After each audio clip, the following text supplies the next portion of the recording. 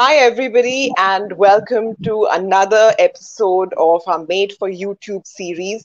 And today we are going to talk about something very interesting, and I've actually got a lot of questions on this also from our viewers.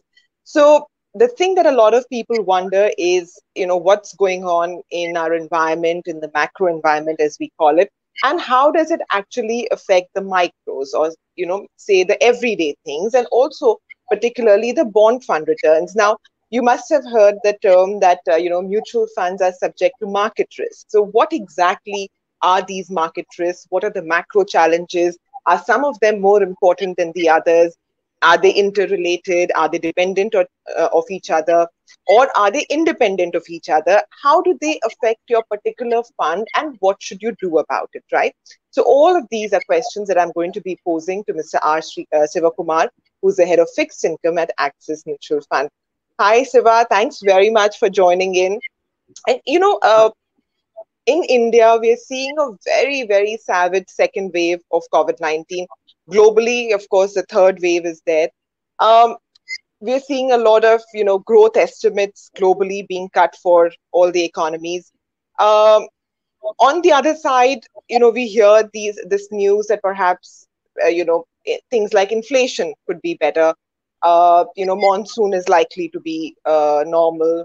And also for an oil importing nation like India, we hear that, crude prices are coming down.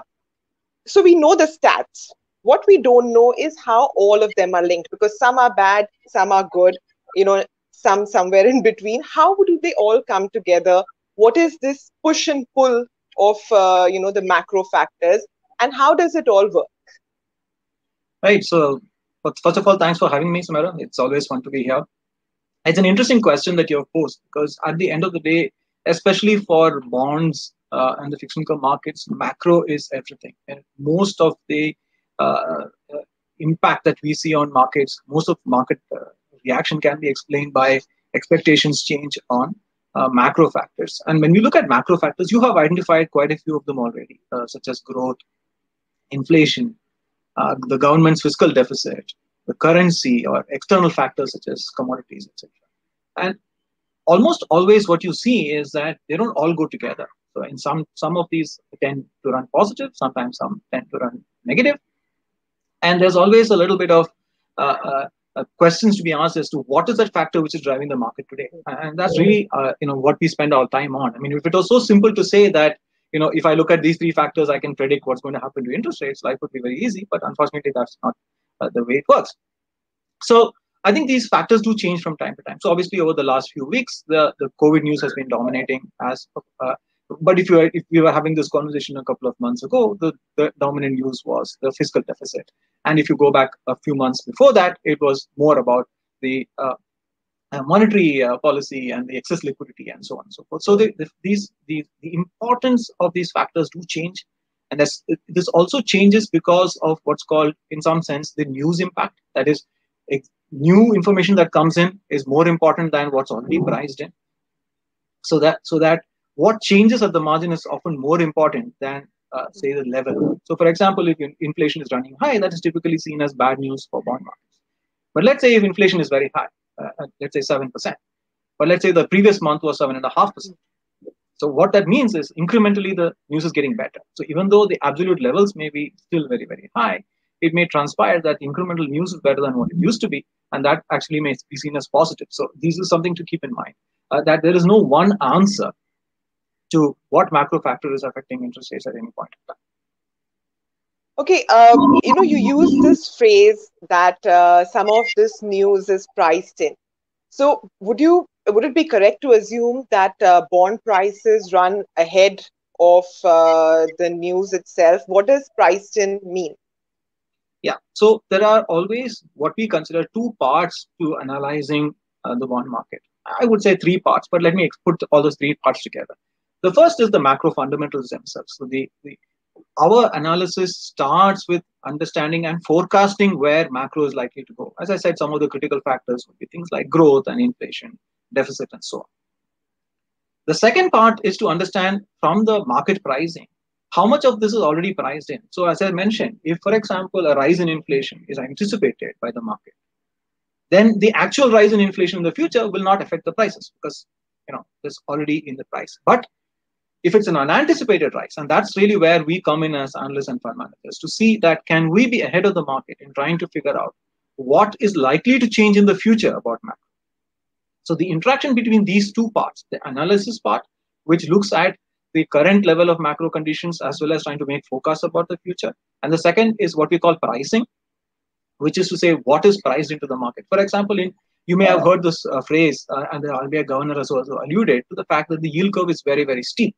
Now, a steep yield curve often suggests that the market is already pricing in stronger macro in the future, higher inflation, higher growth, which suggests that should inflation be higher in the future or should growth be higher in the future, the market reaction may not be as strong because some of that is already priced in. So this is the two factors that we need to keep in place. The third factor is actually a little bit more about the short-term nature of the markets, the technical and the sentiment factors. For example, you may have heard about things like GSEC auction cancellations or failures or foreign investors buying and selling. So those factors which temporarily affect the market, which are sometimes macro in nature, but don't have very long-term impact. And I say that these three factors, the macroeconomic factors, the valuation or the pricing factors, and the technical or the short-term factors are the three things that really drive the market. Okay, at the beginning of our chat, you said that for the bond market, macros are everything. So would it be correct to then say that the bond market is more sensitive to changes in the prevailing environment than, say, the equity market? I would absolutely say that. I think from an equity market perspective, remember that it's the performance of the individual companies that matter the most when it comes to future expected returns. So even if, for example, you have a period of very weak macroeconomic growth, as long as company profits are growing at a micro level, then the stock prices of those companies can continue to go up, even if the overall market is or the economy is not doing well. In bond markets, it doesn't quite work that way. The underlying factors, such as, for example, the interest rate, is so dependent on growth and inflation that getting the macro right explains maybe 70-80% plus of the expected returns from bond markets. So I wouldn't say it's everything, but I would say it's almost everything in the sense it's a dominant factor when it comes to understanding where future interest rates are going to go and therefore where future bond prices are going to go. Okay, so since you said these are all factors in where bond prices are going to go, so how does this relationship between one, the macro environment, second, bond prices, and third, the debt fund returns of retail investors, how is this relationship working? Yeah, so this again is very important because bond prices are at the end of the day what is reflected in the NAVs of mutual funds, and therefore if bond prices rise, mutual funds which invest in those bonds obviously see a rise in their NAVs, and therefore investors will see higher returns. This link is therefore very, very important. Therefore, there is a very strong link between the macro factors leading to changes in yields or interest rates, and in turn that leading to changes in prices of bonds. So if, for example, we expect growth to be significantly weaker or inflation to be significantly lower in the future, that means that there is a possibility that bond prices can rise, and therefore future expected returns from bonds will be higher. Conversely, if you expect that growth will be stronger and inflation will remain higher, then the possibility that interest rates will rise and therefore bond prices could be negatively impacted. So it's very important to keep the macro at the back of your mind when you're making these investment decisions. Now, again, it's important to understand which segment of the market this is going to affect. So, for example, in a rising interest rate environment, longer duration bonds tend to have a higher impact, whereas shorter duration bonds actually benefit. Because in a short duration bond, what happens is the bond matures faster than the what's so-called mark-to-market impact. So in a rising interest rate environment, you have a negative mark-to-market impact.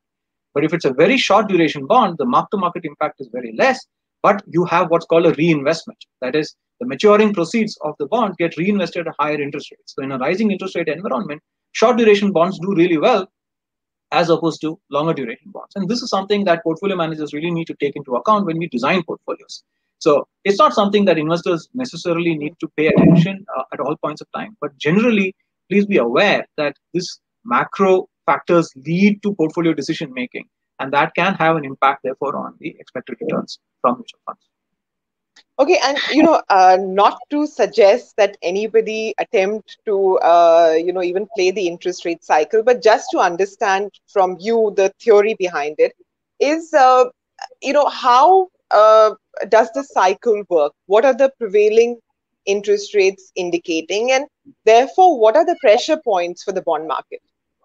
Yeah. So today, for example, you have a very unique situation where the overnight interest rates set by the RBI are close to about 3%. But let's say the 10-year GSEC is close to 6%. That spread between short-term and long-term interest rates is the highest in over 10 years. So what that suggests is that the market's already priced in a lot of future normalization of monetary policy. That is, the market doesn't believe that this 3% is going to be here for the next 10 years. So at some stage over the next couple of years, this 3% is going to start to rise to a more normal level. So the normal level could be 4 or 5 or whatever that number is. Because remember that if you go back to, let's say, February or March of last year, before the lockdown started, the overnight rate was at 5.1%. The 10-year was similarly at about 6 or 6.25%. So, in a non-pandemic environment, you should expect that the spread between short-term and long-term rates may be, in the order of magnitude of 1% or thereabouts. And now the difference is 3 percentage points. So obviously the market's already discounted a lot of future rate increases to come, which is good news for investors. What that means is that even if interest rates were to go up, it's unlikely that bond markets will see a big sell-off if or a large part of the future rate increases are already in the price today.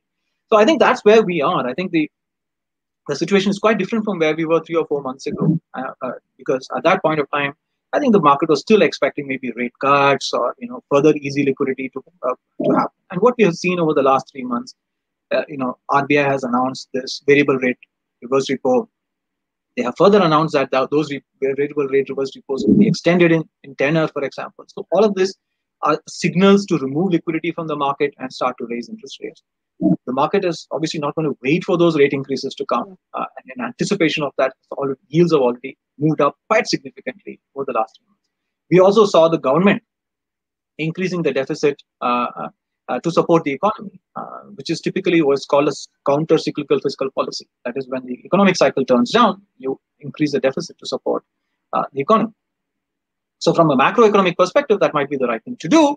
But from a bond market perspective, obviously, that means there's going to be more G-Secs hitting the market. And the more of supply at the level of demand, then the price must fall or the yields rise. So we have seen all of this already happen over the last 3 months. And I think that's good news for bond investors, because that means many of the risks that we were looking at maybe 3 or 4 months ago have already materialized or have already been priced in. And I think that gives us a lot more confidence today about investing in bonds as opposed to, let's say, 3 months ago. Okay, this whole GSEC auction, or the auction, for those who are watching, the Reserve Bank auctions, government securities, which fund managers like Siva and others in the bond market can bid on and off, and increasingly more frequently we hear that the auction is cancelled. Okay, and there are some headlines which suggest that, oh, the bond market is miffed, or so and so forth. What exactly does it mean when the RBI cancels an auction? Yeah, see, this can go in two different directions. What does a cancellation mean? Typically, what a cancellation means is that the government or the RBI is unwilling to pay those rates of interest demanded by the market, right? So what that is a signal to suggest that they expect those interest rates or yields to be lower in the future, and that is a signal from the RBI or the government that they indeed see or want those yields to fall. So that is seen as a sign of a signal.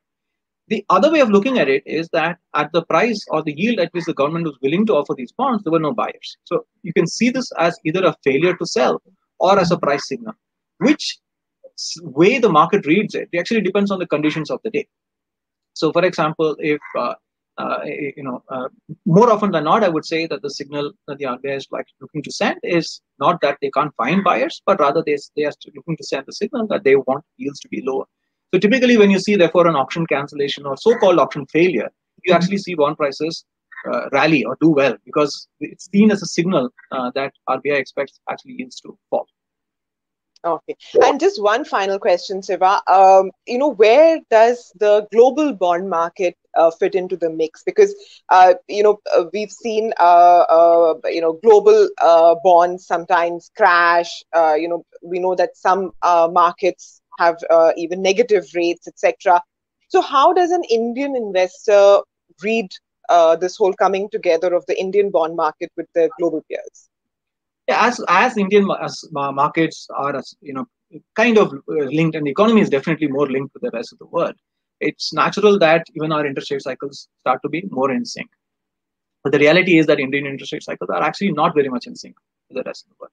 So I would first say, do not pay too much attention to this. It's a lot of noise. It matters for the day-to-day volatility of the bond markets. If, for example, you see a large sell-off in US Treasuries, there is an impact on the Indian bond market, but it rarely translates into longer-term impact. So first and foremost, by and large, you can ignore a lot of the noises which is coming from the rest of the world, especially in terms of bond market volatility or interest rate decisions.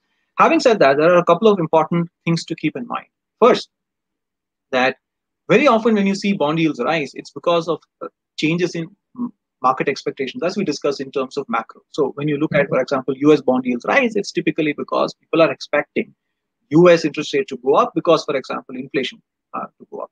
So we have seen over the last few months that there's a significant change in inflation expectations to most of the rest of the world. This is also reflected in commodity prices.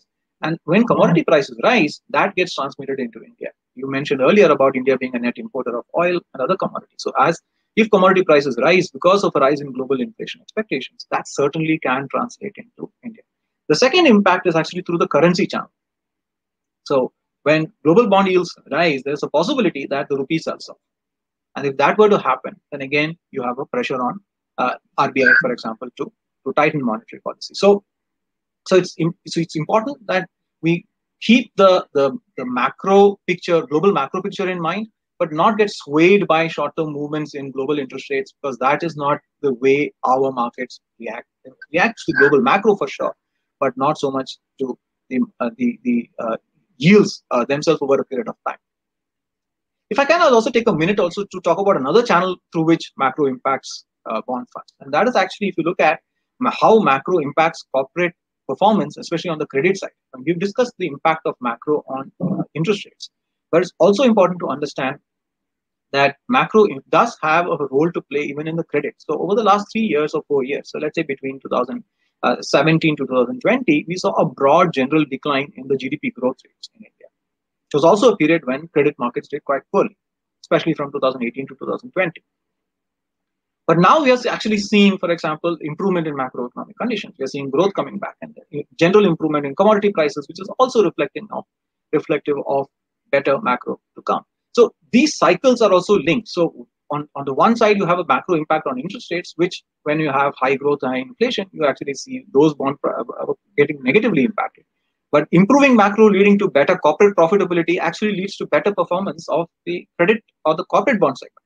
So it's very important that not all macro tends to affect all parts of the bond markets in the same way. So certain things which affect, for example, the GSEC prices negatively may actually affect corporate bond prices positively.